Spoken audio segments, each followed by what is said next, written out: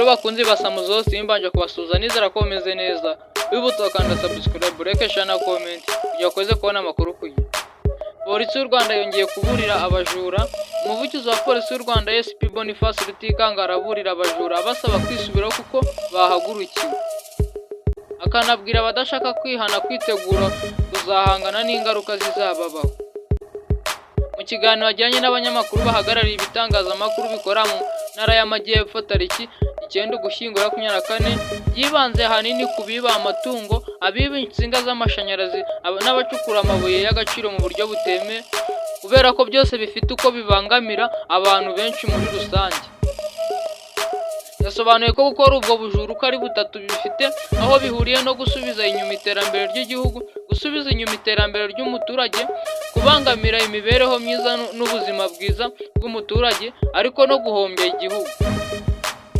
Yagize ati twese tuzi impamvu hajeho gahunda ya Girinka, umwana wanyoye amata ntagwingira kandi iyo habonetse umukamo n'amafaranga araboneka. Hanyuma umuntu umwe akaza inka akayikura mu kiraro akayibaga akayigurisha, undi za nyama akazifata akazishyira muri busheri aho bazicuruza.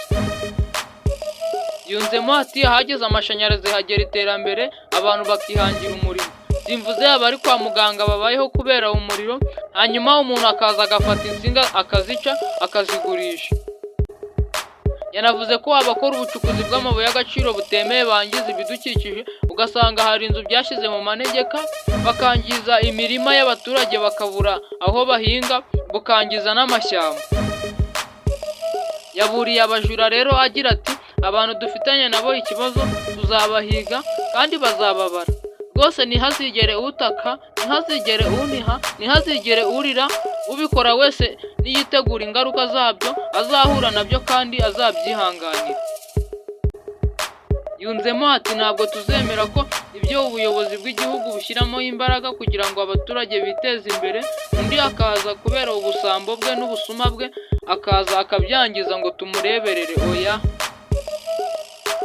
Yasobanuye kandi ko mu bujura bw'amatungo harebwa uwayibye, imodoka cyangwa moto yatwaye inyama, umusheretsi wayiranze n'ucuruza inyama atabasha gusobanura aho yazikuye. Guhana isheni y'abari mu bujura kandi biza bireba no mu biba insinga z'amashanyarazi ndetse no mu bacukura amabuye y'agaciro mu buryo butemewe.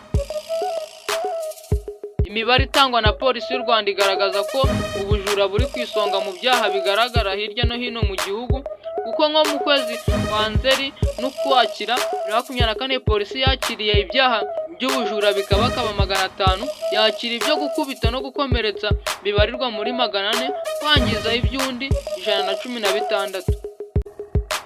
Rero nk'umunyarwanda ufite indangagaciro na kirazira ntabwo yagakwiriye kwirwa ahanganye na leta bahurira mu makosa agiye atandukanye nk'ayo bahoze bavuga nko kuba bajya gucukura amabuye y'agaciro mu buryo butemewe kandi hari kampani zibifitiye ububasha zitanga akazi, ukajya kwiba insinga z'amashanyarazi kandi udatekereje ko wenda hari n'ahantu mu bitaro harimo abantu barwaye babayeho kubera amashanyarazi bashobora guhita baburiramo ubuzima.